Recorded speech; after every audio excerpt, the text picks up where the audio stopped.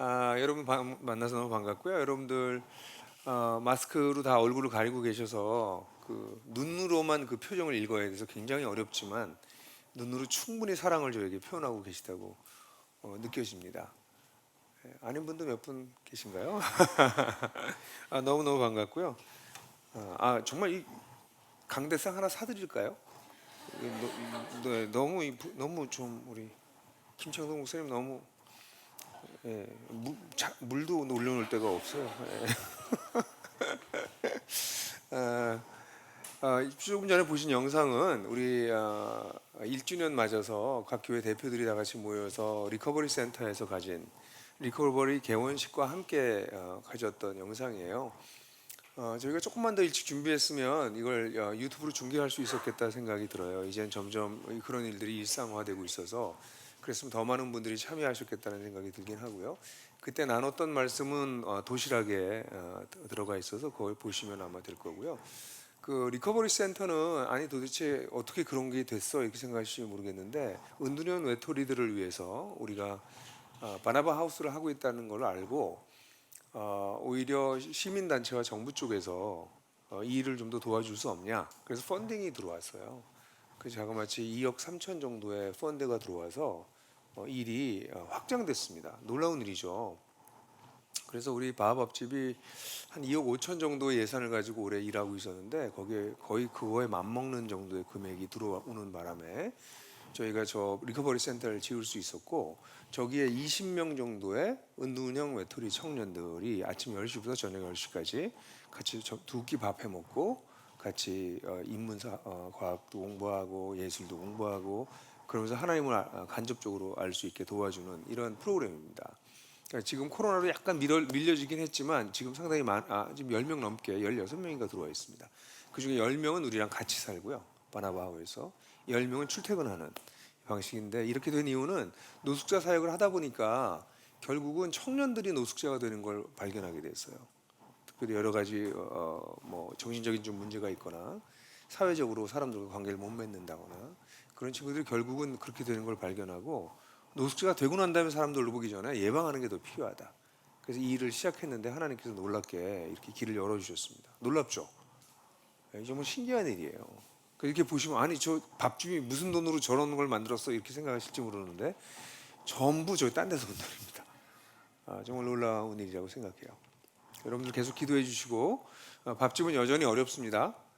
그래서 우리 가난한 자들을 위한 우리의 그 마음은 잃어버리지 마시고 계속 하시기 바라고 이쪽 서로교회 이쪽에서도 뭐 이런 밥집과 관련된 도시 빈민을 위한 사역이 시작됐으면 좋겠어요. 여러분 모르시겠지만 바로 요 뒤가 저희 집이 있었거든요. 그 바로 뒤에서 바밥집이 시작됐어요. 바나바 하우스라는 게 시작됐어요. 밥집이 아니라. 그러니까 여기서 한 300m 정도 떨어진 데서 그 바나바 하우스가 사실 시작됐었습니다. 그래서 초기에 도시 빈민에 대한 고민이 실험되고 시도되었던 곳이 바로 이 지역입니다. 그래서 이 도시 빈민 사역이 이쪽에서도 우리 도시 빈민은 안 보이지 어디나 있어요. 안 보일 뿐. 그래서 가난한 자들을 위한 우리의 관심은 사라지면 안 되는 교회의 가장 중요한 특징 중에 하나이기 때문에 그렇게 잘 하실 거라고 저는 믿습니다. 감사하고요. 저는 여러분들하고 이번 올해 순회하면서 베드로 전서를 좀 다루려고 하는데 3월 말에 제가 서로교회 왔었죠. 그때 와서 베드로전서 1장 1, 2절을 했는데 다 잊어버리셨나요? 생각나세요? 제가 이중 정체성에 대한 얘기했는데요. 마르시아라고 하는 사람을 통해서 얘기를 하면서 네 가지 정체성이 있다. 하나는 산만한 정체성이다. 정체성이 확립되지 않아서 왔다 갔다 하는 사람이다. 두 번째 그걸 찾고 있는 사람이다. 탐색 중인 정체성. 세 번째 주어진 정체성. 별로 생각하지 않고 고민하지 않았지만 그냥 주어져서 그렇게 열심히 사는 정체성. 네 번째가 확립된 정체성. 고민을 통해서 위기를 통해서 정체성이 확립된 사람이다. 이렇게 얘기를 했잖아요. 근데 대부분의 사람들이 이 주어진 정체성으로 살고 있고 그리스도인들도 그렇다는 거죠. 이번 코로나19는 제가 보기에는 그리스도인들로 하여금 주어진 정체성에서 확립된 정체성으로 옮겨갈 수 있게 하는 좋은 찬스일 거라고 생각이 돼요. 왜냐하면 일종의 위기가 왔거든요. 삶의 위기가, 사회적 위기가 왔거든요. 그러니까 진짜 우리의 믿음이 진짜인지 아닌지 이게 확립될 수 있는 기회다고 저는 생각해요. 기회 정도가 아니라 내일도 포스트 코비드 19 한국 교회를 말한다 포럼을 두 번째 하는데요. 매달 한 번씩 하고 있어요. 근데 거기서도 제가 얘기한 것 같고 뭐 여기저기 우리 기독교 지도자들과 만나서 대화하는 가운데서도 얘기하고 있지만 코로나19는 한국 교회의 분수령이 될 겁니다. 아니 한국 교회가 아니라 전 세계 교회의 분수령이 될 거예요. 그리스도인인 척, 교회인 척 했던 개인과 집단들은 사라지게 될 거고요. 진짜 교회, 진짜 그리스도인들만 살아남을 수밖에 없는 그 분수령, 워터쉐드. 물이 떨어지면 하나는 이쪽으로 빠고 이쪽으로 하잖아요. 그걸 분수령이라고 그러죠. 그게 생겨버리는 거죠. 그런 상황일 것이다. 제가 이렇게 보고 있어요. 그래서 오늘 여러분들하고 같이 3번 정도 제가 더 베드로전서를 강의할 수 있을 것 같고요. 나머지 부분들은 여러분들 제가 아마 더불어함께 교회에서 설교도 하니까 그걸 해서 아마 끝까지 다 필요하신 분들은 나중에 계속 올해 한 해 동안 들으실 수 있다고 생각을 합니다. 제가 잠깐 기도하고 말씀 나눌게요. 하나님 아버지, 오늘 우리 서로교회 사랑하는 형제자매들과 함께 이렇게 만나니 너무 반갑습니다. 마스크 뒤에 있어서 또 코로나19 때문에 가서 덥석덥석 손도 잡아주고 싶고 또 포옹도 하고 싶은데 그렇게 못하지만 이렇게 만난다는 것이 얼마나 소중하고 귀한지 모르겠습니다. 주님, 이런 상황 속에서 우리를 향해서 하시는 말씀이 무엇인지 들었으면 좋겠습니다. 주님, 우리에게 말씀해 주시옵소서. 이 시간을 주께 의뢰합니다. 예수 그리스도의 이름으로 기도했습니다. 아멘.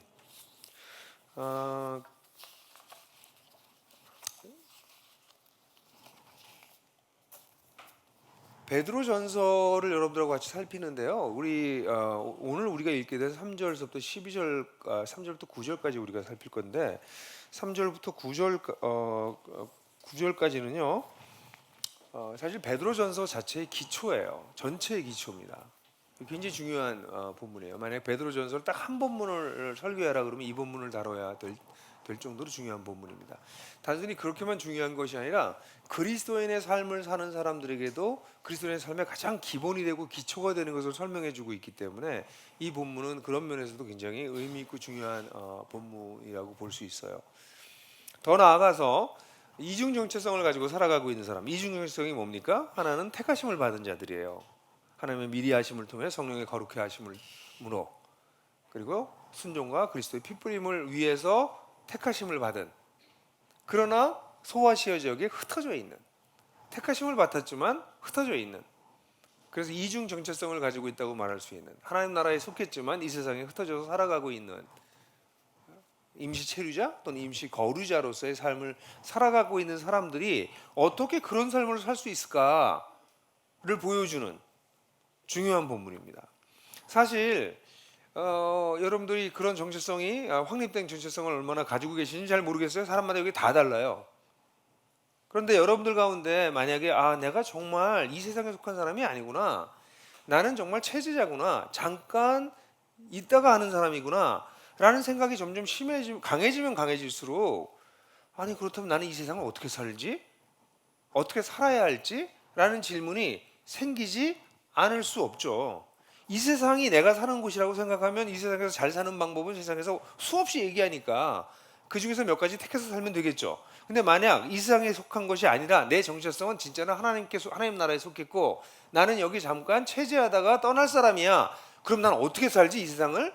라는 질문 당연히 나오겠죠.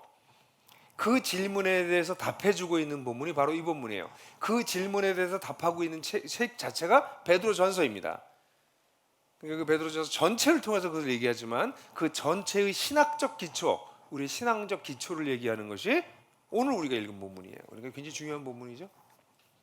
같이 한번 이 본문을 읽어봤으면 좋겠는데요. 제가 아침에 다시 본문을 보다가 제가 번역을 조금 부족하다는 느낌이 들었어요. 8절에 보면 말로 다 표현할 수 없는 즐거움과 영광으로 했는데 말로 다 표현할 수 없고 영광스러운 즐거움으로 기뻐하니, 이렇게 하는 게 더 정확한 번역입니다. 번역은 늘 부족해서 제가 제 번역을 사용하는 거는 여러분들하고 같이 강의를 좀 더 잘 하기 위해서 한 거니까 다른 성경들도 꼭 비교해서 읽으셔야 됩니다. 제가 번역한 것이 하나님께서 특별히 영감을 준 그런 번역은 아니에요.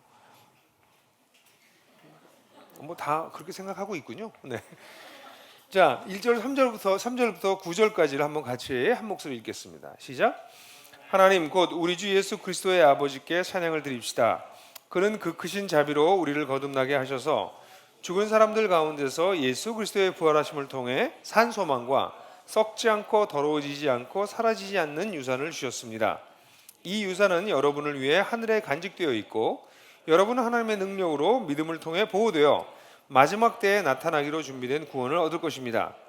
이 안에서 여러분은 크게 기뻐합니다. 비록 지금 잠깐 여러 가지 시련으로 슬픔을 당할 수밖에 없지만 결국 불로 연단하나 없어지는 금보다 더 귀한 여러분의 믿음의 연단이 드러나 예수 그리스도가 나타나실 때에 찬양과 영광과 존귀가 될 것입니다. 그를 여러분은 본 적이 없으면서 사랑합니다. 지금도 그를 보지 못하나 여러분은 믿고 말로 다 표현할 수 없고 영광스러운 즐거움으로 기뻐하니 이는 여러분의 믿음의 목표 곧 여러분의 영혼의 구원을 받고 있기 때문입니다. 여러분 나그네로 살아간다면요 우리는 이런 질문이 정말 생기게 돼요. 그럼 뭐를 위해서 나는 살아야 되나? 무엇을 위해서 살아야 되는가? 나의 삶의 목적은 뭐냐? 여기 잠깐 있다 갈 거라며. 그럼 나의 삶의 목적은 오늘의 삶의 목적은 뭐고 내 삶의 내 30대를 살고 있는데 30대는 어떻게 살고 40대는 어떻게 살고 50대는 도대체 어떻게 살아야 되는 거야? 살짝 있다 가는 거라며. 무엇을 위해서 살아야 되는가라는 질문이 나그네에게 당연히 들죠. 이건 나그네가 아니어도 드는 질문이긴 해요. 삶의 목적이 뭐냐? 두 번째는 이렇게 살아가다 보면 특별히 나그네로 살면요 이 세상에서 살겠다고 생각하면 온갖 방법을 해서 뭐 부자도 될 수 있고 되고 싶다고 되는 건 아니죠. 그러니까 권력과 이런 걸 막 해서 뭘 얻고 살 수 있겠죠. 근데 사실 나그네로 사는 사람들은 적지 않은 사람들 살아가다 보면 왜 이렇게 나는 가난한가? 난 왜 다른 사람이랑 이렇게 비교해 보면 불운한가? 난 뭐 이렇게 없는 게 많나? 다른 사람들은 다 뭘 가지고 있는 것 같은데 난 뭐 이것도 없고 저것도 없고 왜 난 이런가? 이런 생각이 들 수가 있겠죠. 예? 그런 생각이 우리에게 들어요. 그뿐만 아니라 나그네로 사는 사람들은 대부분 그렇죠. 나는 과연 안전한가? 누가 날 지켜줄까? 참 안전에 대한 또 요즘 또 코로나 때문에 더 그렇긴 하지만 난 안전한가? 이런 생각이 들기도 하고요. 그 다음엔 실제로 살아가다 보면 어려움을 겪잖아요. 왜 이런 시련이 나에게 있나? 이런 어려움은 도대체 어디서 온 건가? 그런 질문들도 생기고요. 또 나그네로 열심히 살다 보면 도대체 누가 알아준다고 난 이렇게 열심히 살아야 되나? 이런 질문들이 있어요. 한 5가지 정도 질문을 우리가 할 수 있어요. 무엇을 위해서 난 살아야 되는가? 왜 나는 이렇게 불운한가? 나는 과연 안전한가? 왜 나는 이런 어려움을 겪나? 도대체 누가 알아주나? 뭐 이런 질문들을 한단 말이에요. 근데 놀랍게 이 본문이 이 5가지 질문에 답해주고 있어요. 나그네들이 던질 수 있는 이런 본질적인 질문에 답을 해주고 있다는 거예요. 첫 번째, 이 나그네는 다시 한번 강조하지만 거듭난 사람입니다. 아무나 나는 나그네야 이렇게 얘기할 수 있는 것이 아니라 우리가 1장 1절 2절에서 얘기한 것처럼 우리는 택하심을 받은 사람이에요. 하나님이 미리 하셨어요. 여러분 이거 묵상하셨어요? 예? 안 하면 뭐 여러분들 손해니까. 창세전에 하나님 나를 아셨대요. 내가 이 땅에 존재하기 전부터 하나님께서 나를 아셨대요. 미리 하셨다는 것. 그리고 우리를 하나님께서 택하실 때 성령께서 거룩해 하시는 걸 통해서 우리 존재를 바꾸시고 우리 성품을 바꾸시는 그런 놀라운 걸 통해서 하셨고 결국 완전한 자유에 이르게 되는 순종 그리고 변개치 않는 그 핏뿌림 이렇게 해서 하나님께서 우리를 택하셨다. 이거 지난번 설교 요약인 거는 처음 듣는 것 같은 표정으로 이렇게 아주 낯선 표정으로 저를 쳐다보시는 분들 정말 저 낯설어요. 그 내용이죠. 그렇게 우리를 택하셨다는 거예요. 그런 택하셨다는 것을 다르게 표현하면 거듭난 거예요. 딴 존재가 된 거예요 우리가. 우리를 거듭나게 하사. 근데 거듭나게 하셔서 어떻게 하셨어요? 그 크신 은혜로 말미암아. 여기 보면 우리 처음에 그 크신 자비로 우리를 거듭나게 하셨다. 이 그 크신 자비로 거듭나게 하셨다 그러면 에베소서 2장 3절이 4절이 생각나요. 하나님의 그 크신 사랑으로 우리를 살리셨도다. 그 표현이랑 바울이 얘기한 거랑 비슷해요. 그 크신 십자가에 나타난 십자가에 역사적으로 나타난 하나님의 놀라운 사랑을 통해서 우리가 거듭나게 됐다는 거예요. 우리 새로운 존재가 되었다는 거죠. 우리 나그네인데 이거 아주 독특한 나그네가 된 거예요. 그냥 정처 없이 발길 닿는 대로 걸어다니는 사람들이 아니라 어떤 목적을 가지고 하나님께서 우리를 새롭게 태어나셔서 이 세상을 살게 하신 그런 존재가 되었다는 거죠. 근데 이런 사람들에게 주어진 것이 첫 번째, 산 소망이 주어졌다고 이렇게 표현하고 3절에 산 소망을 위하여라고 표현할 수 있어요. 거듭나게 하셔서 두 가지를 주려고 하셨는데 하나는 산 소망이고 또 하나는 기업 또는 유산이라고, 옛날엔 기업이라고 번역이 됐는데요. 이제 기업이라는 말은 거의 안 쓰죠 우리가. inheritance, 유산입니다. 유산, 부모로부터 물려받는 것과 같은 그런 유산. 이 두 가지를 위해서 하나님께서 우리를 거듭나게 하셨다 이렇게 얘기하고 있어요. 먼저 산소망에 대해서 얘기해 봅시다.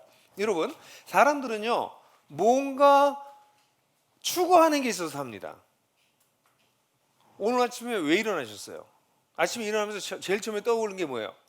오, 오늘 김영국 목사님이 우리 교회 오시는구나. 지요. 뭐 그런 분이 있을 수도 있어요. 뭐 꼭 없다고 우리가 얘기할 필요는 없지 않겠습니까? 있을 수 있어요. 그러니까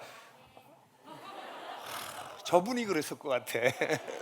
제가 아침에 딱 일어났는데 아침에 처음에 든 생각이 오늘 또 뭐 하냐 이런 생각이 들 수도 있지만 오늘 아침에 새벽부터 일어나서 오늘 설교교회 가서 말씀을 나눠야지, 뭐 이런 사람을 움직이는 게 있잖아요. 사람은 그게 소망이라는 거예요. 그게 매일매일 사람들은요 뭔가가 목적이 있어서 움직여요.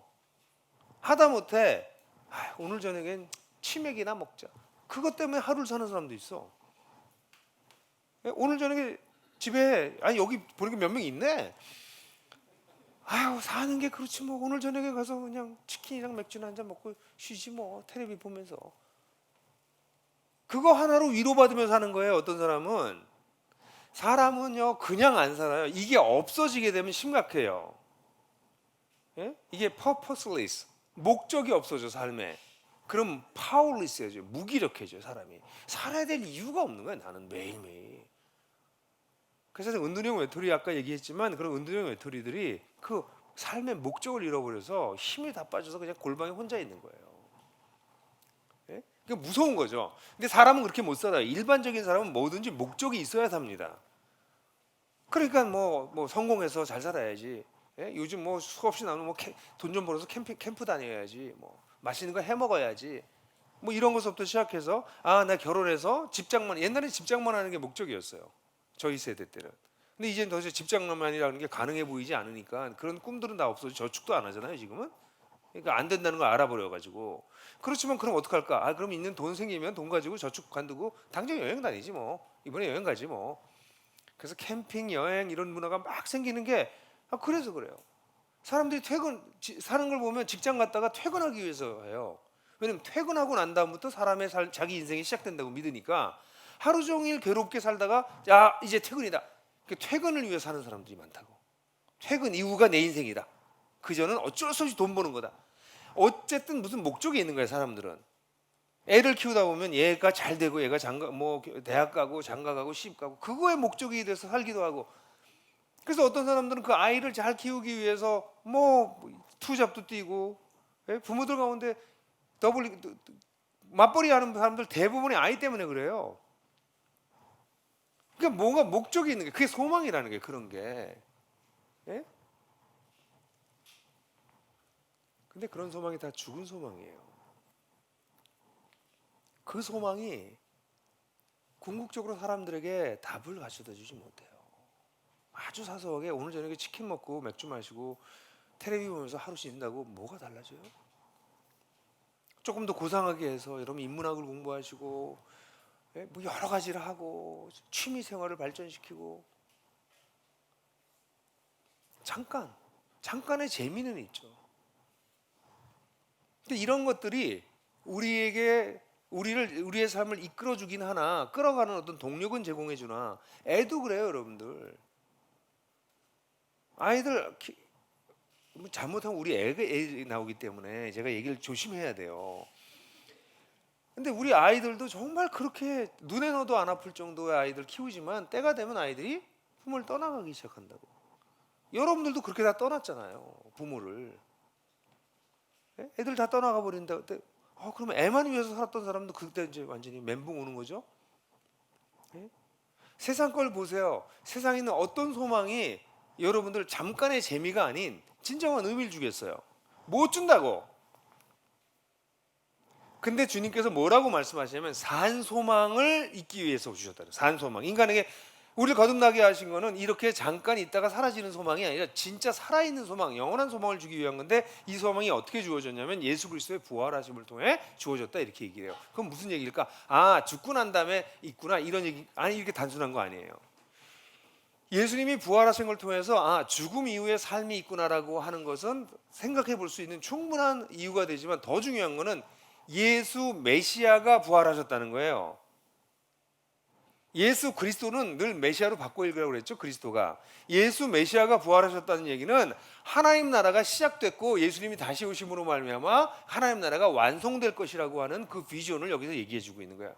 다르게 얘기하면 예수 그리스도의 부활하심으로 말미암아 주어진 산소망이란, 이 땅에서 우리가 살고 있는 삶은 죽으면 이제 천당 갈 거야, 그게 얘기 아니라 부활하심으로 말미암아 하나님께서 시작되신 거, 하나님 나라로 우리를 초대하셨기 때문에 우리가 살아서 사는 모든 삶이 어디에 초점이 맞춰져 있다?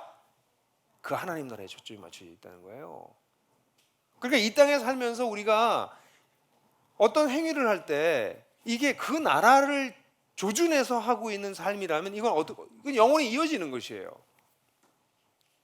그 소망이 있다는 거예요. 단순히 죽으면, 전 죽고 난 다음에 일어날 일들 생각하면 너무 재밌어서 혼자 백일몽을 많이 꿔요.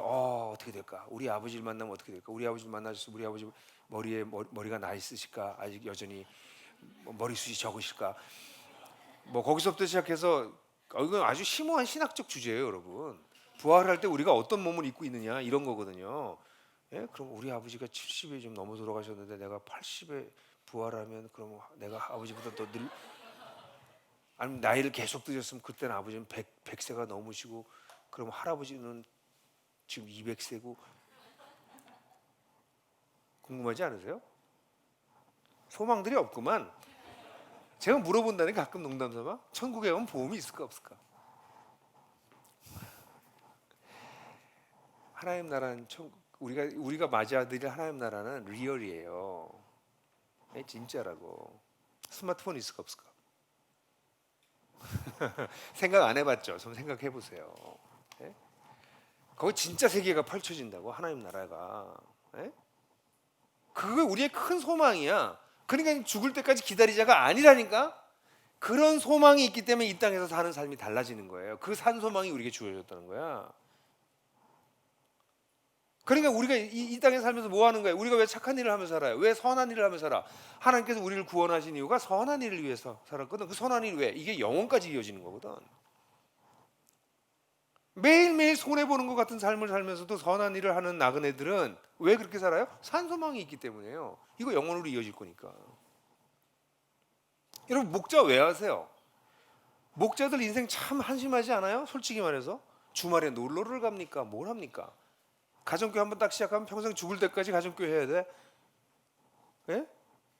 이런 세상에 이런 끔찍한 삶을, 아니 주말마다, 오늘도요 제가 이렇게 올 때 북악스카이 뒤쪽으로 걸어온 게 아니라 차 타고 왔는데, 와, 자정교 교가 있더라고.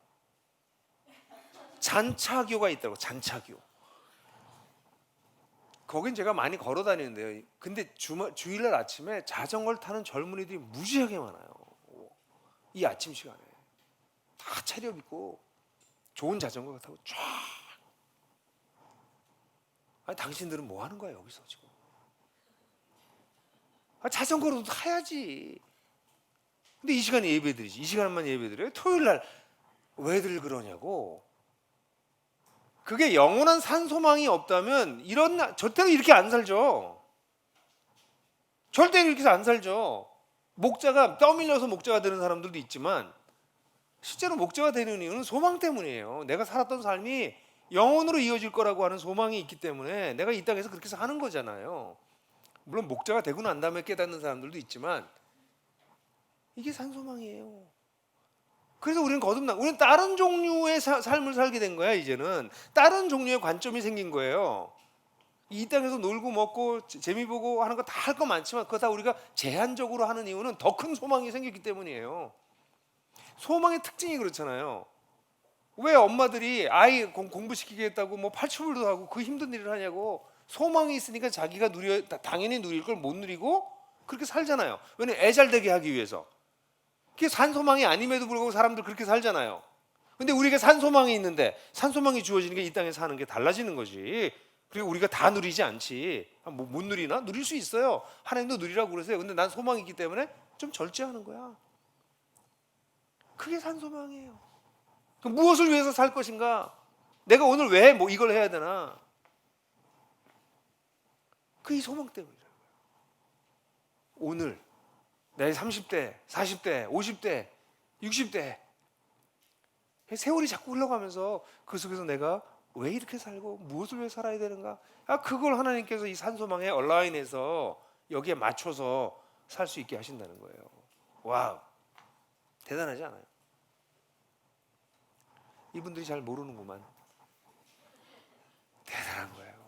제 나이 60인데 60이 돼도 세월이 흐를수록 허무해지는 게 아니라 소망이 있는 사람은 더 가면 갈수록 나이가 들면 더 들수록 사실 몸은 자꾸 약해져요.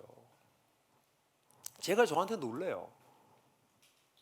아니, 내가 이렇게 에너지가 딸리기 시작하다니, 내 체력이 이렇게 떨어지다니. 그런 생각만 하면 참 한심하지, 억울하고 섭섭하지.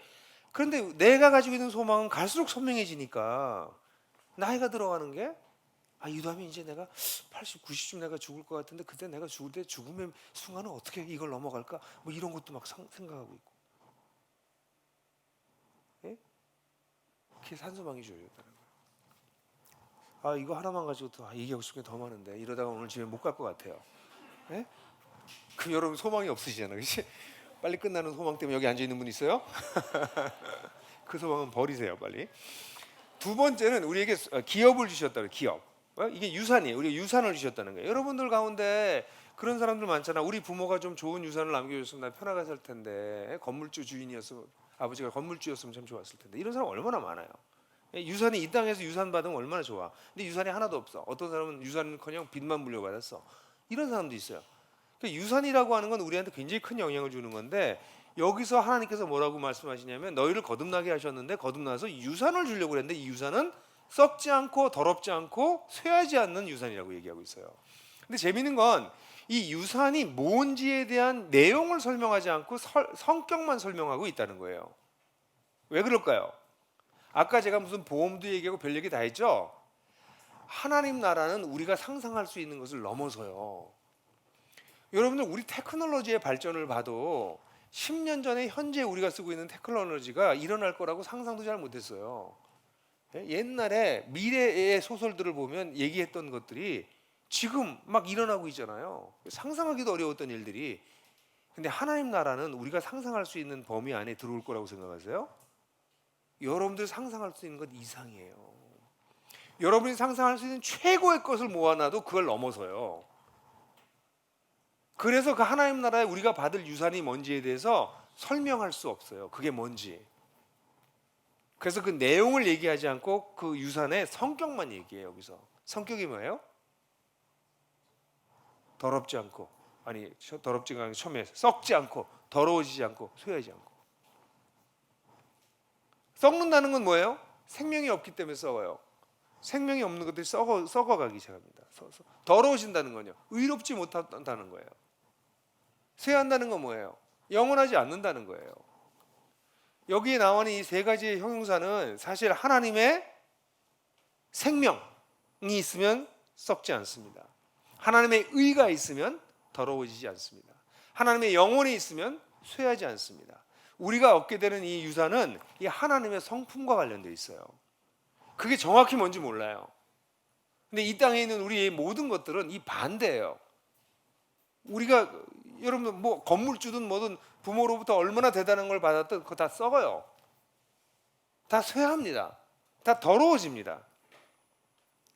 실제로 제 주변에는 좀 이렇게 좀 잘 사는 친구들이 좀 있었어요. 어릴 때 뭐 이렇게 뭐 자가용 타고 등교하고 막 이런 애들 봤어요. 까만 차, 그때 다 까만 차였어요. 참 이상하지. 다 까만 차에다가 시트는 전부 다 흰 보자기야, 하얀색. 그리고 그 뒤에 꼭 크리넥스 통이 하나 있었어요. 참 이상한 세상이었어요. 우리가 살았던 세상이. 그런데 그런 차를 타고 막 오는 애들이 있었어요. 근데 지금 그런 유산을 잘 누리고 있는 애들이 거의 없어요. 한 세대를 지나서 부모의 재산을 제대로 지키는 사람들이 많지 않다고. 그 여러분들 주변도 그럴걸요. 여러분들 가운데서 어릴 때 아주 잘 살았는데 갑자기 IMF나 이런 것 때문에 집안이 타격을 받아가지고 고통 겪는 분들 계실걸요. 그게 이 땅의 유산의 특징이라고.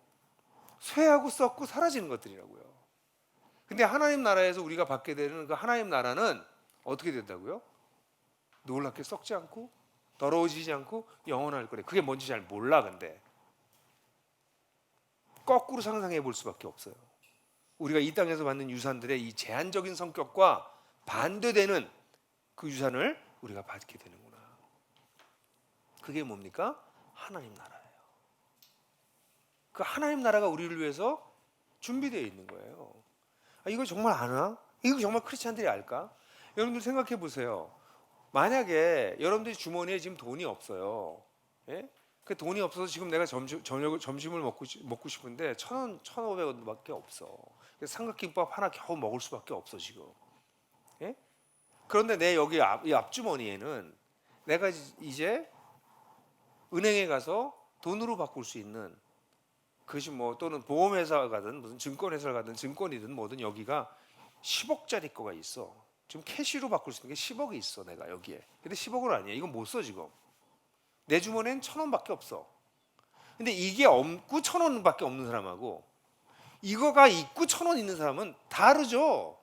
삼각김밥을 너무 맛있게 먹지. 그렇잖아.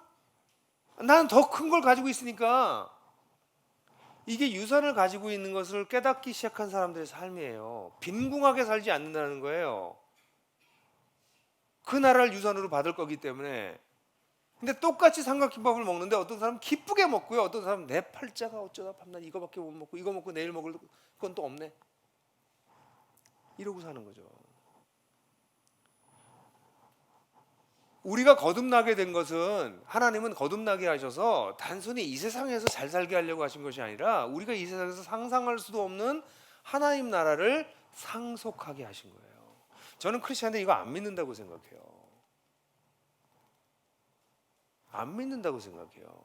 크리스찬들의 이런 멘탈리티 속에 이런 나라가 나에게 상속됐다라고 하는 즐거움과 기쁨이 정말 믿어야 될 것을 믿지 않는 그런 그리스도인들이 대부분일 거라고 생각해요. 그렇게 되면 삶이 달라질걸요. 신앙은요, 단순한 이론이 아니에요. 실제예요. 어쨌든 근데 이것이 어떻게 되냐면 하늘에 보관되어 있대요. 근데 하늘에 보관되어 있다고 표현해. 이 보관되어 있다는 게 문법적으로 얘기하면 완료 수동형이에요. 그러니까 스위스 은행보다, 뭐 이거 참 이런 천박한 예를 들어서 미안해요. 스위스 은행보다 더 확실한데 보관되어 있다는 거야. 이 유산이 우리를 위해서 누구도 못 건드리게 하나님이 보관하고 계시다는 거예요. 유산이 완벽하게 보관되어 있다는 거예요. 뭐 아멘 안 하셔도 할 수 없어요. 여튼 내가 뭐 이렇게 가난한가, 나는 왜 이렇게 딴 사람이랑 비교하면서 힘든가, 이걸 끊임없이 얘기하는 사람은 땅의 시각으로 살아가는 거죠. 왜 나는 이렇게 가난하고 불운한가? 아니, 그렇게 가난하고 불운한 우리를 부르셔서 하나님 나라를 유산으로 주시려고 우리를 거듭나게 하셨다니까?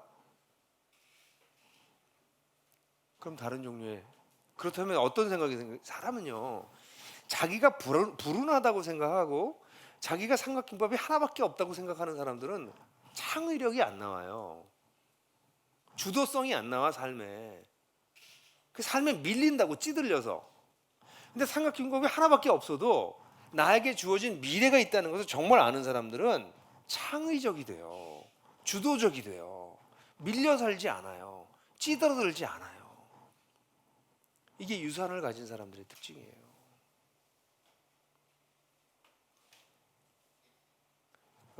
이 유산들 중에 하나가, 우리가 받게 되는 유산들 중에 하나가 저는 건강한 몸이라고 생각해요. 우리 아들이 군대를 갔다 오더니 몸이 점점 좋아져가지고 뭐 해가지고 그게 보면 어우씨 좋다, 뭐 이런 생각이 들 정도로 몸이 좋아요. 근데 제 인생에 참 제가 생각할 때 아쉬운 게, 제가 축구를 너무 좋아하는데요. 제가 우리 아들 축구를 가르쳤다고. 근데 제가 이제 무릎이 고장이 나서 축구를 못할 때쯤 됐을 때 얘가 이제 중학생 되기 시작한 거예요. 그래서 얘가 이제 축구를 꽤 한대요. 우리 저기 이제 사육 비서랑 축구를 지난번에 같이 했는데 저한테 와서 어우 빠르던데요, 잘하던데요, 골을 제일 많이 넣었어요. 뭐 이런 소리 하더라고 우리 아들이. 지금 아들 자랑하는 거예요. 근데 너무 억울한 거지. 이놈하고 내가 축구를 못 해보다니 이 땅에서 못 해요. 제가 뛰면 아파서 못 뛴다고 지금. 예? 거기 가면 뛸 거라니까. 그냥 늘 우리 아들하고도 한번 하고요. 우리 아들만 하는데 메시 위해서 꼭 기도해 주세요. 메시가 꼭 와야 돼. 얘 천주교 신자인데 구원의 확신이 분명치 않아. 근데 메시가 와서 메시랑도 한번 해봐야지. 아니 그런 놀라운, 이건 농담 삼아 하는 얘기지만 농담만은 아니에요. 저는 아들하고 진짜 축구할 거라고. 우리가 완전히 회복된 몸을 가질 거기 때문에. 예? 여러분 좀 그 땅의 것만 묵상하고 살지 마세요. 땅의 것이 여러분들을 지배하게 하지 마세요. 하나님 나라에 대한 아주 유쾌한 상상 오늘 좀 해보세요. 그러면 좀 이렇게, 아니 생각해보세요. 땅의 것만 고민하고 사는 사람은 밤낮 디프레션에 빠지지. 뻔한 거 아니에요? 근데 나에게 주어질 하나님 나라를 묵상하기 시작하면 이게 달라지. 그래서 우리를 거듭나게 하셨다는 게 두 가지가. 세 번째는 우리가 사는데 과연 나는 안전한가 이렇게 생각이 드는데, 이 본문을 보게 되면 여러분은 하나님의 능력으로 믿음을 통해서 보호되어서 마지막 때에 나타나기로 준비된 구원을 얻을 겁니다 이렇게 하고 있어요. 여기 누가 보호해줘요? 하나님 우리 보호하신다고요. 보호하는 근원이 어디 있어요? 능력이 하나님의 능력으로 보호해 주신데, 언제까지? 마지막 날 때까지. 이 마지막 날 때 나타난 구원이라고 하는 것은 종말론적인 마지막 타이밍도 얘기할 수 있고 우리 인생의 마지막 때라고 얘기할 수도 있어요. 내가 죽을 때까지 나를 보호하실 거라는 거예요. 어떤 때? 믿음으로. 이 보호의 조건은 우리가 믿음을 가지고 있을 때 우리를 보호하실 거라는 거예요. 우리가. 여러분 인생을 살면서 여러분들 불안할 때가 있지 않으세요? 근데 왜 불안하세요? 불안한 이유는 죽을까 봐예요. 사실은 죽음이라고 하는 큰 공포 밑에 그게 난 죽는 게 안 무서워, 이런 사람도 실패하는 건 무서워해요. 병드는 건 무서워해요. 그 모든 것이 마지막으로 수렴되는 게 죽음이에요. 인생은 죽음을, 난 안 죽으면 안 무서워해. 말이 안 무서워하는 거예요. 그 사람 말만 안 무서워하는 거야. 아픈 거 무서워하고요, 실패하는 거 무서워하고요, 사람들에게 무시당하는 거 무서워하고요, 다 무서워해요. 그 무서워하는 건 마지막에 있는 게 죽음이에요. 아닌 척 할 뿐이지. 안 죽어봤으니까. 사람들은 모든 두려움 가운데 살아요. 예? 근데 이런 두려움으로부터 하나님께서 우리를 어떻게 해주세요? 보호해 주세요. 하나님 나를 보호해 주기 때문에 참으로 거듭난 사람들이 누리게 되는 것 중에 하나가 바로 하나님이 나를 보호하실 거라는 거예요. 언제까지? 마지막 날까지. 무엇으로? 그분의 능력으로.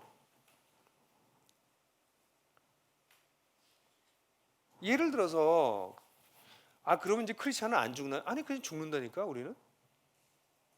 우린 죽어요. 우리 여기 있는 사람 모두 죽어요. 다음 주에 다 만났으면 좋겠어요. 죄송해요. 못 만날지도 몰라 어떤 사람은. 그게 우리가 살고 있는 삶이라고요.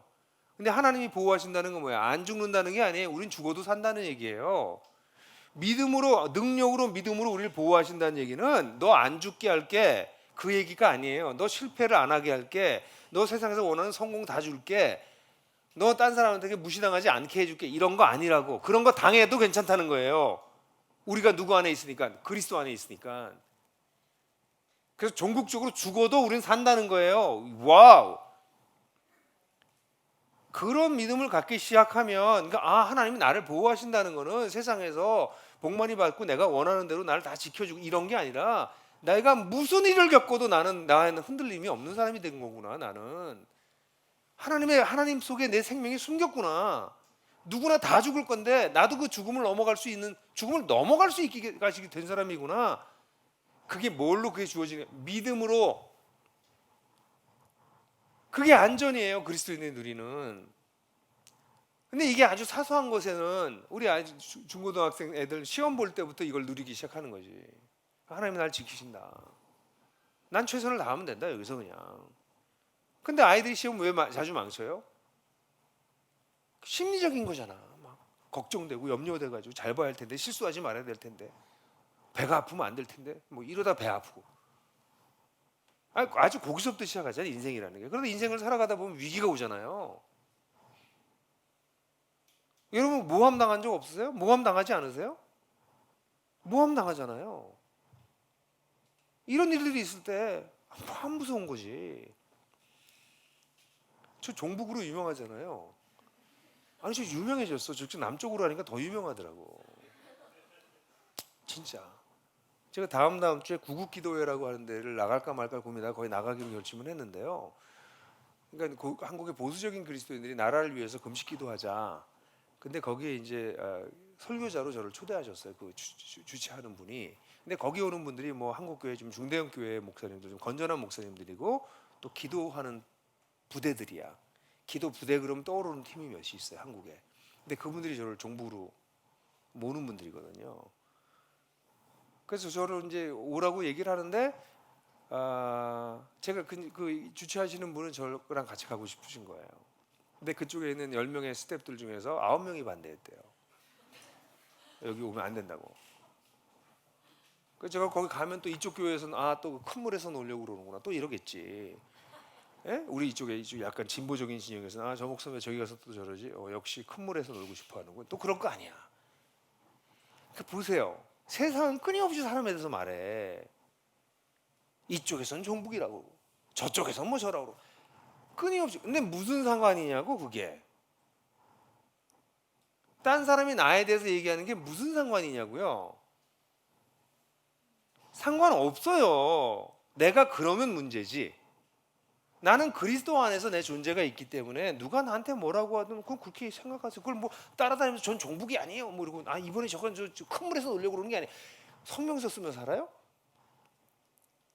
다른 사람이 나에게 뭐라고 평가하는 게 중요하지 않아요. 그런 얘기를 들으면서 혹시 내가 중심을 잃었나, 내가 뭘 놓쳤나 하고 자기 성찰의 자료로는 삼으나 여기에 흔들리지 않는 거죠. 나는 안전한 거죠. 여러분 아파, 암이 왔어. 뭐 놀래야. 사람은 죽는데 암으로 죽거나 다른 걸로 죽겠지. 아니 너무 심한가 목사님? 목사님도 한번 암이 와보세요. 뭐 그러시려고? 아니 그럼 우리 믿음이 뭐냐는 거예요. 우리 믿음은 우리가 진짜 하나님 안에 숨겨서 내가 안전하다는 거예요. 하나님 날 보호하신다. 여기에서 이 본문에 보면 보호되었다 이렇게 나왔죠. 보호됐다. 이건 현재형이에요. 아까 간직되었다라고 하는 건 수동태 현재 완료형이야. 근데 여기선 지금도 보호하고 계시다는 얘기예요. 현재형이 강조되어 있다고. 그러니까 하나님 우리 보호하신다고요. 거듭난 사람들이 가지고 있는 축복이 이거예요. 와, 나는 지금 죽어도 괜찮고, 난 지금 망해도 괜찮고, 지금 모함당해도 괜찮고, 나는 하나님이 지키시네 이거지. 하나님이 지키시니까 모함도 안 당하고 병도 안 걸리고 실패도 안 하고 죽지도 않는다는 거 아니라는 거예요. 이게 진짜 믿음이라는 거야. 이런 믿음 대단하지 않아요? 그뿐만이 아니야. 한 걸음 더 나가면 왜 나한테 이런 어려움이 있나, 이 고난이 오게 되는데 6절부터 7절 상반절을 보면 뭐라고 하고 있냐면 한번 같이 읽어볼까요? 6절부터 7절 상반절. 이 안에서 여러분은 크게 기뻐합니다. 비록 지금 잠깐 여러 가지 시련으로 슬픔을 당할 수밖에 없지만 결국 불로 연단하여 없어지는 금보다 더 귀한 여러분의 믿음의 연단이 드러나. 이렇게 나와요. 무슨 얘기를 하고 있냐면 크게 기뻐한대요. 이건 바울이 로마서 5장에서 얘기한 거랑도 비슷하잖아요. 환난을 기뻐한다고 얘기한 거랑 똑같은 사상인데, 바울 여기 보면 이 우리가 살아가면서 잠깐 여러 가지 시련으로 슬픔을 당할 수밖에 없지만, 이건 뭐냐면 우리의 시련의 필연성이에요. 고난을 당하는 것은 그럴 수밖에 없지만 필연성이 있어요. 첫 번째, 인생을 살면서 고난이 없는 인생은 없습니다. 모든 사람들이 고난을 겪어요. 그죠? 아직 없다고요? 걱정하지 마세요. 곧 와요. 젊은 친구들 가운데 어릴 때 고난을 많이 안 겪어본 친구들이 있어요. 그런 애들 보면 걱정돼요. 여러분들 아이들을 잘 키우시는 분들은 우리 집 애들도 그렇고 이렇게 별 어려움 없이 잘 건강하게 크잖아요. 걱정이 돼. 저놈도 이제 인생의 쓴맛을 보게 될 텐데 저거 잘 견디겠나? 저 그 힘이 있나? 저 어릴 때부터 좀 이 어려운 것과 싸우고 이런 걸 배워야 되는데 저걸 그냥 너무 고이 키우는 건 아닌가? 이런 걱정이 들다고요. 왜냐하면 인생은 우리가 알잖아. 인생엔 고난이 있어요. 필연성이 있어요. 필연적이라는 거예요, 첫 번째. 근데 여기 보면 여러 가지 시련 속에서 이렇게 나와요. 여러 가지 시련 속. 이건 뭐냐면 고난의 다양성이야. 여러 가지 시련이야. 근데 이 얘기는 뭐냐면 고난이 종류가 되게 많다는 거예요. 근데 그 고난이 참 이거 수동성이라고도 얘기할 수 있는데 우리가 택할 수가 없다는 거예요. 여러분 그런 생각 되게 재밌어요. 사람들이 고난을 이거 재밌지 않은 얘기인데 재밌게 했네. 죄송해요. 고난을 겪잖아 사람이. 그럼 내 고난이 크잖아요. 그러면 이거 말고 딴 고난이었으면 내가 견딜 만한데 이렇게 생각한다고. 다 그래요. 난 이거 말고 딴 거면 견딜 만한데 이렇게 얘기를 해. 근데 그 고난을 겪으면 또 다를걸? 고난은요 일종의 메뉴가 엄청나게 많거든요. 고난의 메뉴가 굉장히 많아요. 근데 그 메뉴를 우리가 선택할 수 없다는 거예요. 이게 인생의 상수예요. 변수가 아니라 상수. 없어지지 않는 게 고난이에요. 그게 불교가 그래서 인생이 고다 이렇게 얘기하는 거는 그 불교의 아주 통찰력 있는 세상에 대한 관찰이라고. 고통이다 인생은. 우리 기독교는 뭐예요? 세상은 깨어져 있다. 그게 뭐 신학적으로는 타락했다 이렇게 표현하는데 너무 사람들이 이걸 도덕적으로만 이해하니까 세계관적으로 이해하면 세상은 깨어져 있다. 깨어진 세상 속에서 우리는 고통을 피할 수가 없다. 피할 수가 없는데 종류도 선택하지 못하고요. 더 괴로운 거는 그거 오는 시기도 선택을 못해. 뭐 젊을 때 오기도 하고 어떤 때는 어릴 때 오기도 하고 어떤 사람은 나이 들어서 오기도 하고 그 고난의 강도도 달라. 작은 강도가 착착착 이렇게 오는 사람도 있고 퍽 오다 가는 사람도 있고 하여간 참 다양해. 이게 우리들이 인생에 사는 모습이라는 거예요. 근데 이 고난은 또 하나의 특징은 지금 잠시 동안이라고 표현하고 있어요. 고난의 한시성이야. 대부분의 경우에 고난이 계속되기보다는 어느 한 일정 기간 있다가 사라져요. 그래서 많은 사람들이 이런 걸 알아가지고 하나님을 알지 못하는 사람들도 얘기하는 게 다 지나간다 이런 얘기 하잖아요. 다 지나가더라. 예? 고통이 있다가 지나가는 경우가 많고 때는 고통이 있다가 어느 시점이 되면 견딜만 해. 얼마 전에 죽을 것 같았는데 이제는 그냥 데리고 살만해. 그래서 더 이상 고난이 아니야. 예? 잠시 동안 우리에게 주어져요. 그뿐만 아니라 고난이 오면 즉각적으로 우리에게 갖다 주는 게 뭐냐면 여기 뭐라고 나와 있어요? 슬픔을 당할 수밖에 없지만 즉각적으로 슬프고 고통스러워요. 고난이 오면 슬프고 고통스러운 겁니다. 그게 고난이 오는데 크리스천들이 난 안 슬퍼요, 안 힘들어요 이렇게 얘기하는 건 거짓말이에요. 슬프고 고통스러운 거예요. 고난이 오면 그게 즉각적인 어떤 모습이에요. 그런데 장기적인 결과가 있어요. 마치 불로 단련해서 순수하게 되는 금보다 오히려 우리의 믿음이 이걸로 인해서 더 단련된다는 것이에요. 여러분들 신앙이 언제 단련되세요? 저는 저의 인생을 살아보고 난 다음에 지금 뭐 아직 많이 더 살아야 되지만 제 신앙이 정말 깊어진 거는 제가 어려울 때예요. 늘 인생이 힘들 때 제 인생이 단련돼요. 이건 마치 불로, 여기 성경에 나오는 불은 대부분 정화의 개념인데 여러 가지 혼합물이 섞여 있는 걸 불로 하면 혼합물은 타버리고 금만 남잖아요. 예? 정련의 의미라고 불이. 그래서 우리의 인생에 그런 어려움이 있으면 그 불같이 뜨겁고 괴롭다고. 불은 뭐예요? 뜨겁고 괴롭고 부끄럽고 이런 개념이야 다. 그렇지만 그걸 통해서 어떤 일이 벌어져요? 내 믿음에 순수함이 남는 거예요. 이번에 코로나 일로 인해 가지고 사실 코로나와 같은 일을 겪으면서 내가 정말 나 코로나 걸릴 수도 있네. 뭐 이렇게 안 걸리려고 안 걸리는 게 좋지. 코로나 때문에 모든 게 위축돼 가지고 아무것도 안 하고 있는 사람들 왜 그러는 건데요? 가정교회를 왜 안 하냐고 도대체. 예? 그럼 집에서도 다 격리하고 있어? 자기 집에서도? 회사는 안 나가? 회사도 나가고 다 하잖아요. 다 조심하면서. 그럼 가정교회도 조심해서 하는 거지. 아니에요? 여기 왜 모이세요? 그러면 오지 말지. 너무 위축돼 있어요. 우리가 이웃에게 피해를 줄까 봐 조심하는 거와 내가 두려워하는 거는 겉으로 나타나는 건 똑같지만 내면은 달라요.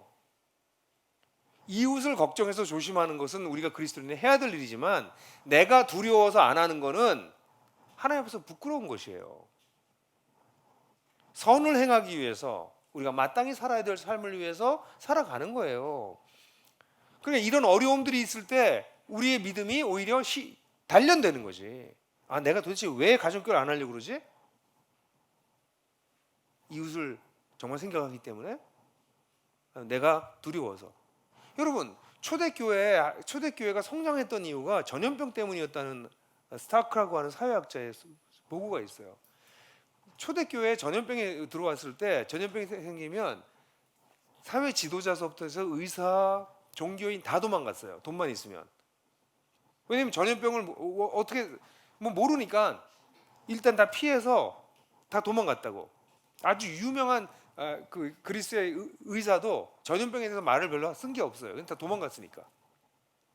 거기 남아 있는 사람들은 그리스도인들이었어요.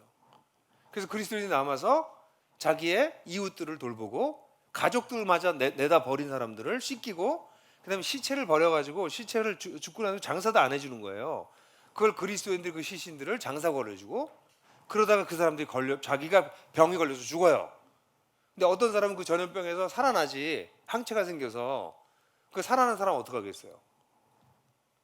그래서 이 사회학자의 계산을 보면 전염병이 올 때마다 실제로 크리스찬들도 비슷하게 죽었지만, 근데 크리스찬들은 또 청결하게 사는 편이기 때문에 전염병이 적게 걸렸을 것이다. 그래서 전염병에 걸려서 죽었다 실제로. 근데 그리고 나면 더 많은 회심이 일어나는 거예요. 네? 근데 크리스찬들도 똑같이 다 도망갔다면, 자기만 살려고 했다면, 근데 그러지 않았다는 거예요. 그래서 그 초대 교부들의 글을 보면 우리의 믿음이 있는 자들, 우리의 믿음의 동지들이 이 속에서 형제들을 사랑하다가 병을 자기에게 옮겨서 영광스럽게 죽음을 맞이하고, 그런 글들이 막 나와요. 그러니까 이런 상황일 때 우리가 해야 될 거는 정말 이웃을 사랑하고 섬기는 것인데, 그런 걸 위해서 우리가 예배를 좀 조심하고 거리를 두게 하고, 이런 건 아름다운 일이고 마땅히 해야 될 일이에요. 그러나 우리의 초대교회 성도들은 자신의 두려움 때문에, 자기의 죽음의 두려움 때문에, 자기가 피해당할 것 때문에 도망다니진 않았다고요. 오히려 이웃을 사랑하기 위해서 자기의 생명을 내려놨다는 거죠. 그게 초대교회가 부흥하게 된 부흥의 요인 중에 하나가 전염병이다 라고 스타크라고 하는 사회학자는 그걸 스터디를 해서 발표를 했어요. 그럼 크리스찬도 아니에요, 그 사람은. 사랑하는 형제자매 여러분, 어려움을 겪을 때, 고난이 왔을 때 그 고난을 통해서 우리가 내가 어떻게 나의 믿음이 더 단련될 수 있는가를 생각해 보세요. 피하지 마시고. 사실 이번에 이렇게 이게 왔을 때요, 많은 교회들이 손 놓더라고요. 목사님들이 다 손을 놓고 사역을 못 하시더라고. 근데 이제 우리 하나복에 있는 목사님들 보면 이런 상황에서 오히려 더 치열하게 사역하시더라고요. 그러니까 제대로 하시는 분들은 이걸 도망다니진 않고 오히려 이때 굉장히 위축되고 힘들어하고 두려워하는 성도들을 찾아가서 격려하고, 주일날 예배를 못하니까 주중에 계속 찾아가고. 저는 도전 받았어요. 근데 어떤 사역자들은 손을 놓고 계시더라고요. 사람 못 만난대. 아니, 왜 못 만나요? 전화를 할 수도 있고, 카톡을 할 수도 있고, 뭐 줌을 할 수도 있고, 만나서 이만큼 떨어져서 얘기하면 되잖아. 마스크 쓰고. 아니, 그럼 되잖아. 근데 왜 안 만나냐고? 말이 안 되는 거예요. 그러니까 이런 두려움이, 이런 고난이 우리를 더 단련시킨다니까. 이런 걸 통해서 한 목사님은, 제가 정말 그 목사님 후배지만 존경하는 게, 그렇게 성도들을 찾아다녀 보니까 성도들이 경제적으로 너무나 어려움을 겪는 걸 보게 되고, 이 위기가 정말, 이 조그만 교회예요. 한 80명 모이는 교회인데, 안산에 있는 교회인데, 내일 그 영상에 나와요. 근데 그 성도들이 너무 힘들구나. 그래서 이분이 결심한 게, 이제 우리 교회가 어려워지겠구나, 성도들도 이제 헌금도 하기 힘들겠구나 앞으로. 그래서 아예 세컨잡을 찾았어요. 그 교회에서 페이를 반을 받고 나머지 반은 자기가 직접 벌어서 해야 되겠다. 그렇게. 아니, 그래서 김창동 목사님한테 그렇게 하라고 하면 안 돼. 거기 여기 훨씬 크잖아. 걱정하지 마세요, 김창동 목사님. 내가 너무 감동을 받은 거야. 교회에서 그러라고 그런 게 아니라 본인이 그렇게 성도들을 다 찾아가면서 몇 달을 보내보더니, 그러니까 주일날 모여서, 여긴 온라인 예배도 안 했어요. 그래서 오프라인 예배로 예배 순서지를 만들어 가지고 8페이지짜리 만들어서 다, 그 토요일마다 뭐 한 30가지 정도인데 30가지 다 가서 찾아주고, 갈 때 어떤 데 라면도 갖다 주고 어떤 데 반찬도 만들어서 갖다 줘라고, 그걸 들여다 보고 난 다음에 이 목사님이 결단을 한 거예요. 아, 난 그런 후배들 보면 막 존경스러워요. 아니, 진짜 목사네 이 사람들은. 여러분, 왜 나한테 이런 어려움이 있나가 아니라, 그리스도인들은 그런 어려움을 통해서 자기의 믿음이 더 단련된다고, 불순물들이 사라져가고 진짜가 남는다는 거예요. 그런 놀라운 축복이 있다는 거죠. 그뿐만 아니라 마지막으로, 도대체 우리를 누가 알아주냐? 이 본문의 맨 마지막에 7절에 보면, 7절 하반절에 보면 하나님 앞에서 뭐라고 그랬어요? 영광과 존귀가 된다, 이렇게 돼 있어요. 우리가 맨 마지막에 보면 그리스도께서 나타나실 때 찬양과 영광과 존귀가 될 것입니다, 그랬습니다.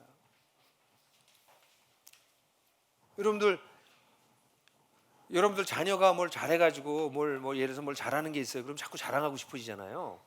예? 하다못해 아까 우리 아들이 자랑할 게 없으니까 축구를 잘한다고 내가 얘기하잖아. 예? 아니야, 자랑할 거 많아요. 뭘 자꾸 자랑하고 싶잖아요. 그게 바로 하나님의 영광과 존귀와 찬양이 된다는 게 그거야. 하나님이 마지막 날 때 얘네들 봐라, 얘네들이 거듭나서 산 소망을 가지고 기업 이 유산을 물려받으려고 살아가면서 저렇게 멋있게 살아서 나를 영광스럽게 한 아이들이야요 라고 하나님께서 자랑하신다는 거예요. 참된 그리스도인은, 거듭난 그리스도인들은 누구의 인정을 받기를 원하냐면, 사람들의 인정이 아니라, 세상의 인정이 아니라 하나님의 인정을 받기를 원하는 거야. 그분이 영광스럽다고 하시고, 그분이 얘네들이 나를 존귀케 하고 나를 찬양하게 만든 존재다, 그렇게 말씀하고 싶으시다는 거예요. 사랑하는 유저님 여러분, 우리 삶의 궁극적인 성적표가 뭘까요? 살아있는 동안 저 같은 경우에는 책을 몇 권 썼나, 교회를 얼마나 많이 세웠나, 이런 걸 외적으로도 생각하겠죠. 더 세속적인 사람들은 돈을 얼마를 벌었나, 세상에서 얼마나 유명해졌나, 얼마나 편한 삶을 살았나, 그게 그 사람들의 성적표일지 모르죠. 근데 하나님 앞에 가면 하나님은 하나님의 기준으로 우리를 평가하시고 우리 성적표를 주실 거예요. 거기서 여러분들 올레이 받으시길 바라요.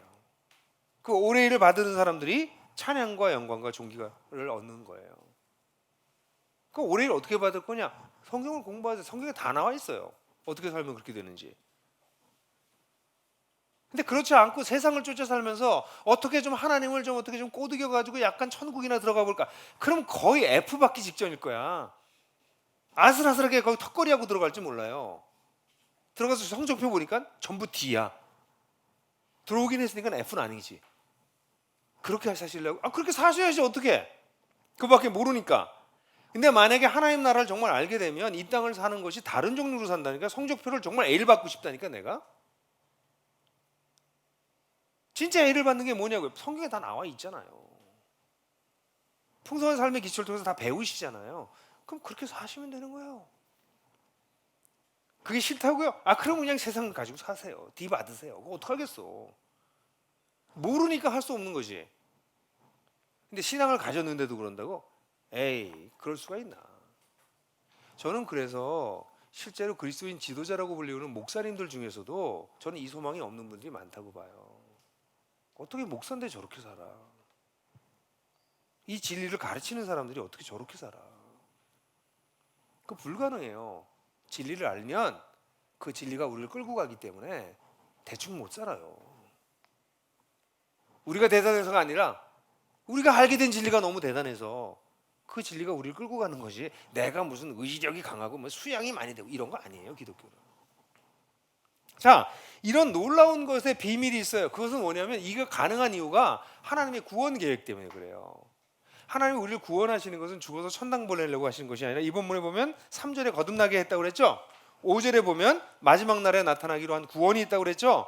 그리고 7절에 보면 그리스도께서 나타나실 때가 있다고 그랬죠. 근데 그 사이에, 다시 말해서 절 보세요. 거듭나게 하셨어요, 우리를. 예? 이건 과거에 거듭나게 하셨잖아요. 그리고 미래에 뭐가 나와 있어요? 그리스도가 나타나실 때 마지막 날에 나타나기로 한 구원이 있어요. 그러니까 이 구원에 놀랍게 베드로전서 사도는 제가 여러 번 얘기한 거지만 이미 우리를 구원하셨어요. 거듭나게 하셨어요. 그리고 종말에 나타날 구원이 또 있어. 이건 다른 종류의 완벽한 구원이에요. 그리고 그 사이에 8절에 보면 뭐라고 했어요? 우리의 영혼의 구원을 받고 있다. 현재 진행. 그러니까 이 하나님의 계획이에요. 하나님은 우리를 구원해놓고 딱 끝난 게 아니라 구원 받고 난 다음에 구원이 점점점 완성되어져서 마지막 날 완성된 구원을 주기를 원하시는 거예요. 이게 하나님의 계획이세요. 그러니까 여기 계신 모든 분들이 그냥 나는 죽으면 천당 가요. 나는 뭐 죄사함을 받고 천당 갈 거예요. 그거 기독교 아니라는 거예요. 그래서 구원을 얻었다고 하는 확신이 생기셨다면 여러분들 속에서 구원이라고 하는 실체가 점점점 온전해져야 된다는 거예요. 구원이 자라가는 거예요. 왜냐면 이건 생명이기 때문에 그 생명이 내 속에서 막 자라가는 거예요. 이게 하나님의 계획이에요. 여러분들이 예수를 믿을 때 10년보다 지금이 훨씬 더 구원이 온전해져 있어야 돼요. 10년 전보다 지금보다.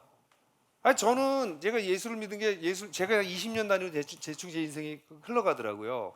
10대 후반에 예수님을 믿고 한 20년 준비했어요. 그리고 20년 사역했어요. 그래서 60대였어요 지금. 그래서 제가 20년 전에 저의 모습을 보니까 그때 뭐 힘도 있었고 에너지도 있고 패션도 있었지만 거친 게 많았어요. 그리고 제가 기독교 진리에 대해서도 하나님 나라 전했지만 충분히 몰랐어요. 충분히 통합되지 않았어요 제 속에. 근데 제가 목회를 하면서 이게 점점점 통합되고 완성됐어요. 그리고 제가 볼 때는 그 40대 저보다 지금이 훨씬 나아요. 제가 여러분 인정 안 해도 할 수 없어. 내가 많이 나아졌어. 나아져서 이 모양이에요. 근데 내가 볼 때 굉장히 많이 변했어요. 20년 동안. 근데 40에서 다시 돌아가서 20대 초반으로 가면 그때 20년도 엄청 변했어요. 제가 엄청 성장했고. 그럼 어떤 생각이 생겨요? 야, 이 구원이 내 속에서 완성되져 가네. 나 40인데 아마 한 80까지는 살지 모르겠는데 그럼 20년 더 살겠네. 우와, 그럼 80 되면 나 어떻게 될까? 궁금하다고. 내가. 여러분들 궁금 안 해도 돼. 내가 궁금해. 야, 난 20년 더 살면 어떻게 될까? 구원이 뭐예요? 자라가고 있는 거예요, 우리 속에서. 구원이 성장하고 있는 거야. 그러다가 죽으면 주님이 다시 오시면 그때는 이 성장하다가 완성되는 거랑 비교가 되지 완전 점프가 되는 완벽한 구원을 얻게 된다는 거죠. 이것도 놀라운데 그 구원은 얼마나 놀라울까. 이게 하나님의 계획입니다. 이게 여러분들 위한 하나님의 계획이에요. 그렇기 때문에 이런 것을 안 사람들은 이런 놀라운 일을 주신 예수님 때문에 이 모든 게 예수님 때문에 가능했잖아요. 그 예수님을 사랑해요. 8절 9절은 제가 이 베드로전서에서 가장 사랑하는 본문 중에 하나인데 8절 9절 보면 뭐라고 나와요? 그를 여러분은 본 적이 없어서 사랑합니다. 본 적이 없어. 이거 과거야. 본 적이 없다. 과거. 근데 지금 사랑해. 지금도 보지 못하지만 여러분 믿고 예수님을 우리가 믿고 말로 표현할 수 없는 즐거움, 말로 표현할 수 없고 영광스러운 즐거움으로 기뻐한다. 이렇게 얘기하고 있어요. 여러분, 왜 우리가 하나님에 대해서 감격하냐면 이런 놀라운 거듭남을 우리에게 주셨네. 뭘로? 그 크신 자비하심으로. 그 크신 자비하심 속에 숨겨져 있는 게 뭐예요? 예수 그리스도가 우리 위해서 대신 죽으신 거예요. 그 죽으신 걸 통해서 그냥 우리 천국에 가는 입장권 주신 정도가 아니라 우리를 거듭나게 하셔서 산소망 있게 하시고 유산 주시고 유산 주실 거고 그리고 우리를 보호하시고 우리를 고난 가운데 우리를 점점 성숙하게 만드시고 그리고 결국은 마지막에 하나님의 찬송과 영광이 되게까지 하시겠다고 하는 이걸 다 이루신 게 누구세요? 이거 하나님이 이루셨는데 누굴 통해서? 예수님을 통해서. 그러니까 이 예수님에 대한 소식을 알게 되면 사람들은 예수님을 만난 적이 없는데 예수님을 사랑해요. 지금도 본 적이 없어요. 여러분 예수님 보셨어요? 그 아픈 사람이야. 그런 얘기 하지 마세요. 예수님 봤다 이런 분들 나오면 그분들 병원 데리고 가야 돼. 우리는 본 적이 없어 예수를. 그런데도 우리는 그분을 믿고 여기 뭐라고 표현하냐면 말로 다 할 수 없는, 이건 말로 표현할 수 없다는, 말로 표현할 수 없는 기쁨. 또 하나는 영광스러운 기쁨으로 즐거워한다. 여기 즐거워한다는 말이 두 번 나와요. 지금 나그네로 사는 사람들이 어려운데 6절과 9절에 두 번 즐거워한다. 여러분들이 즐거워한다. 이게 나그네들의 특징이야. 진짜 나그네들의 특징이에요. 정처 없이 향방 없이 허무하게 발길 닿는 대로 걸어가는 사람들이 아니라 이 나그네는, 이 하늘 나그네들은 즐거움으로 누리고 살아요. 근데 이 마지막에 나온 즐거움이 뭐예요? 말로 표현할 수 없는 기쁨이야. 왜 그래요? 여러분 예배할 때 하나님과 개인적으로 깊이 예배할 때, 그러니까 이 주일날 예배 가지고는 절대 거기까지 못 가세요. 저도 그렇게 못 가요. 잠깐 두 번 뭐 잠깐 노래 두 개 정도 부르면서 깊은 예배로 들어가기 되게 힘들어요. 이게 들어가다 말아. 근데 여러분들이 개인적으로나 더 오랫동안 찬양하고 하다 보면 이건 조금 너무 하나님 놀랍다. 이건 말로 표현할 수 없는 기쁨이네. 그 기쁨을 여러분들 누리셔야 돼. 기독교는 이렇게 신학적 틀을 제공해주고 진리를 설명하는 것이 아니라 그 진리를 내가 뭐 하는 거예요? 맛보고 누리는 거야. 그래서 이 베드로 사도가 아시아에 있는 사람들 보면서 막 흥분하면서 얘기하는 게 뭐야? 너희들이 그걸 지금 맛보고 있구나. 말로 표현할 수 없는 기쁨. 찬송가에도 이런 게 얼마나 많이 나오는지 몰라요. 우리 받은 그 사랑 말할 수 없도다. 네? 그거 여러분들 누리셔야 되는 거야. 이거 지금 얘기했던 이런 거듭난 것들을 알게 되고 구원이 이렇게 완성돼 가는 걸 알게 되면 결국 결과적으로 어떻게 해요? 지금 우리가 그걸 누리는 거예요. 이게 영광스러운, 이게 두 기쁨이라고 하니 즐거움으로 기뻐한다. 이렇게 즐거움이라고 하는 단어가 두 개가 꾸며지는데 하나는 말로 표현할 수 없는 것이고 또 하나는 뭐예요? 영광스러운이야. 근데 영광스러운이 이게 좀 이상하게 표현되어 있어요. 현재 완료로 되어 있어요. 그러니까 영광스러워진, 이렇게 만약에 직역하면 그게 뭐예요? 내가 예수님을 만났을 때 내가 영광스러워져요. 만났을 때부터. 왜? 내 신분이 바뀌고 나를 거듭나게 하셨으니까. 그때 이미 그 영광스러운 기쁨, 나를 하나님 자녀로 삼으셔서 하나님 앞에 세우시다니, 내가 노래를 하면 하나님께서 들으세요. 이게 영광스러운 기쁨이지. 근데 그걸 한 번 끝난 게 아니라 지어가고 있는, 그 계속 된다는 거죠. 신앙생활하면서 이게 점점점 이 즐거움과 기쁨이 깊어져 간다는 거지. 사랑하는 형제자매 여러분, 그걸 누리라고 하나님 우리 부르신 거예요. 그걸 모르고 살면 그럼 세상을 자꾸 들여다볼 수밖에 없지. 말로 표현할 수 있는 즐거움을 쫓는 거지. 잠깐 있다 영광스럽다 사라지는 기쁨을 쫓는 거지. 근데 우리는 어떤 걸 누린다고? 말로 표현할 수 없는, beyond description, 말로 할 수 없는, 한번 잠깐 있다 사라지는 게 아니라 그 영광스러움이 점점점 온전해져 가는, 그 기쁨을 누리면서 즐거워하는 거다 너희가. 이게 우리 축복이에요. 이런 걸 누릴 수 있는 비밀이에요.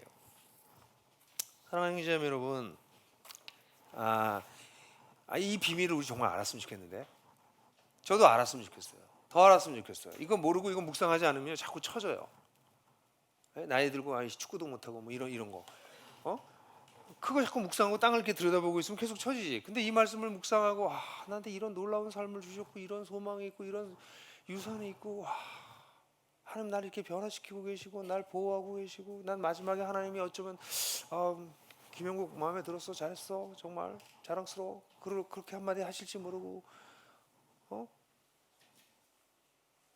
그런 삶을 살면서 누리면서 하나님을 기뻐하고, 그래서 이걸 묵상하면 그 기쁨이 나에게 오고, 이거 말로 표현할 수 없구나, 이게 정말 영광스러워져 가는 거구나.